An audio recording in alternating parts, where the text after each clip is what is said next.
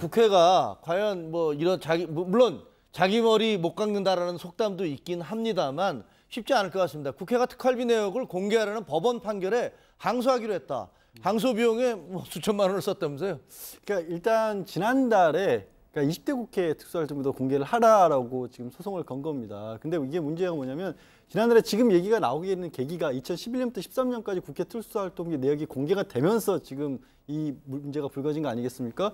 근데 이미 사실 대법원에서 2004년도에 이미 공개하는 게 맞다라는 판례를 한번 만들었고요. 그렇죠. 그런데도 공개를 안 하고 있다가 다시 2015년도에 소송이 시작이 되니까 비로소 대법원을 다시 거쳐서 지난달에 공개가 된 건데 근데 그때 것만 해도 2011년에 2013년이니까 그 이후의 내력은 지금도 모르고 있는 겁니다. 그래서 2016년 6월부터 12월까지 특활비나 이런 부분을 다시 또 공개하라고 소송을 하니까 국회에서는 뭐라고 하냐면 이거는 지난번에 2011년, 13년에 그 공개하라고 청구한 거에 예비비 같은 것들이 안 들어가 있는데 일부 내용이 조금 다르다라는 거예요. 그래서 이번에도 다시 한번 1심에서는 졌지만 항소를 해서 한번 막아보겠다는 거고 또 한 가지 국회 사무처에서 얘기하는 거는 뭐 국회 사무처에서 판단이겠습니까? 국회의원들이 그렇게 아마 판단한 것 같은데 지금 어쨌든 우리가 특수활동비 제도를 바꾸려고 하고 있는데 그럼 기존의 내역이 공개되면 안 된다.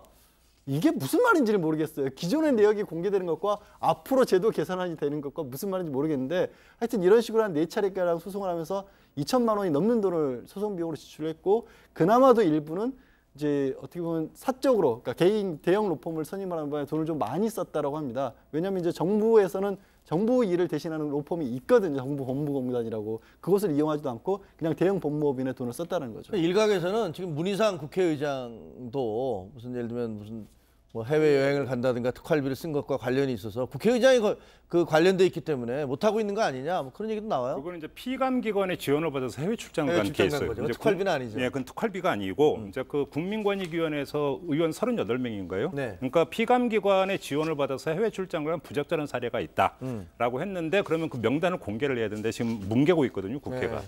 뭉개고 있는 이유가 문희상 국회의장도 그 중에 한 명인 것으로. 예. 그래서 이제 베트남에 갔는데 상당한 어떤 돈을 쓴 것으로 코이카의 지원을 받아가지고 이런 의혹이 제기가 되니까 예. 의장께서 걸려 있기 때문에 지금 공개를 못 하고 있는 것 아니냐는 추측이 나오는데. 자, 이 광경을 지켜보고 있을 김기식 전 금융감독원장이 저는 뭐라고 할지가 정말 궁금합니다. 김기식 그렇죠. 낙마했잖아요. 그분은. 바로 그 이유 때문에 낙마를 시킨 게 바로 국회 아닙니까? 예. 근데 지금 그러면 김기식 전 금융감독원장과 비슷한 케이스에 38명의 의원이 있다는데 당연히 공개를 해야 되는 거 아닙니까? 그러면 김기식 그 전 원장한테 그렇게 손가락질하면서 당신 내려오라고 했던 의원이 만약에 거기에 포함되어 있다고 가정을 해보세요. 그럼 국민은 그 의원한테 당신은 무슨 자격으로 김기식 원장한테 사퇴하라고 촉구했냐? 당신 입으로 한번 얘기해봐라. 물어볼 권리가 있어야 될 거 아닙니까? 국민한테.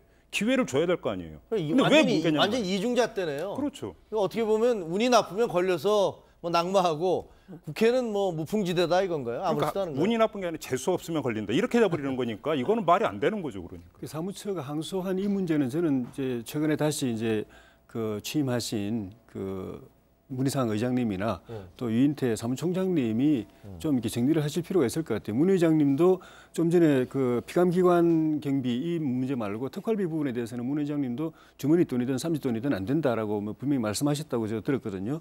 그래서 그건 이제 사무처가 항소하고 말고는 결국은 사무총장 결재, 그 국회의장 결재가 있어야 그 가능한 부분이거든요. 그래서 그 뜻이 분명하시다면은 하지 마라 이렇게 결정해 주시면은 이런 항소니 상고니 이런 논란이 없지 않겠나는 생각이 듭니다.